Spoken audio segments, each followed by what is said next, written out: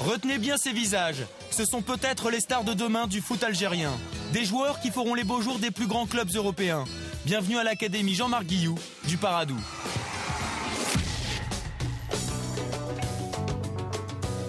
Alger, stade de Hydra. Depuis septembre 2007, 15 jeunes sur une sélection de 20 000, nés entre 1994 et 1996, ont intégré l'Académie Jean-Marc Guillou, associée au club du Paradou. Une première en Algérie. Dans un pays comme l'Algérie où le talent est énorme, où le potentiel des joueurs est extraordinaire, ce qui nous manque, c'est un petit peu ces centres de formation pour laisser éclore tous ces gamins qu'il y a à travers tout le territoire national. Pour réussir ce pari de la formation, le président du Paradou a choisi Jean-Marc Guillou pour son succès en Côte d'Ivoire avec la SEC Mimosa. Aujourd'hui, c'est le neveu de Jean-Marc, Olivier, qui encadre l'Académie algérienne. On est dans la même philosophie, dans la même envie, dans la même passion. Donc il n'y avait pas de raison qu'on ne vienne pas en Algérie. Et puis l'Algérie, comme ça, quand quelqu'un vous invite à y venir travailler, sachant la terre de football que c'est, il aurait été difficile de refuser. À l'Académie, les joueurs sont pris en charge. Nourris, logés, ils vivent ensemble sous le même toit. Ici, les cours et l'éducation sont une priorité.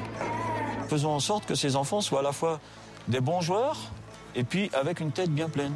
Mais la force de cette formation, c'est une philosophie de jeu unique au monde. Il n'est question que de technique, de plaisir et de beaux jeux.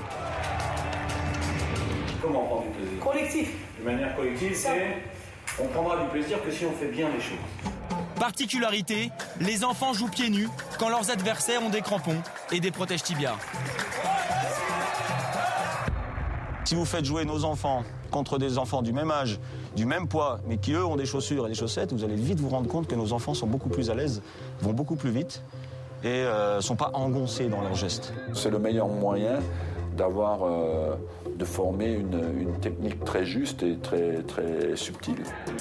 Pour augmenter la difficulté, en plus d'affronter des joueurs plus âgés, l'équipe évolue sans gardien de but.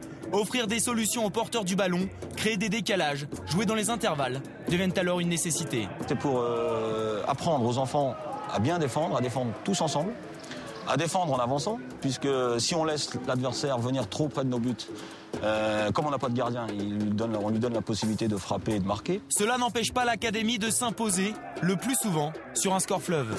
Ce n'est qu'à 17 ans que les joueurs chausseront leurs crampons pour intégrer le championnat de leur catégorie.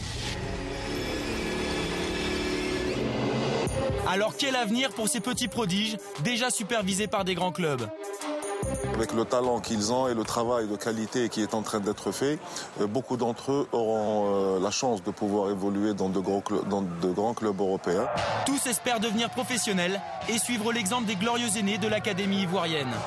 J'ai parlé des Boué, de Kolo, mais de Yaya Touré, de Baki Koné, d'Aruna, ils viennent tous de là. On rêve d'être un grand joueur. Tu joues pour quelle équipe? Quelle équipe? Au Barcelone. Et si c'était en France? En France? Ouais. À Marseille. Mais le chemin est encore long avant de signer un premier contrat. Chaque jour, les enfants gardent en tête la devise de l'Académie. Vous serez grand si vous savez rester petit. Il y a encore beaucoup de travail à faire. Ils sont là que depuis 2 ans et demi. La formation va durer 6-7 ans.